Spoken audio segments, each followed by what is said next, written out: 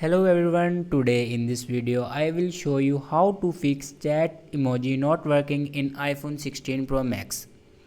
So first of all, before watching this video, don't forget to subscribe the channel and also press the bell icon. So let's start the video. First of all, open settings and then click on general. And now click on software update. And here you can check your software updates.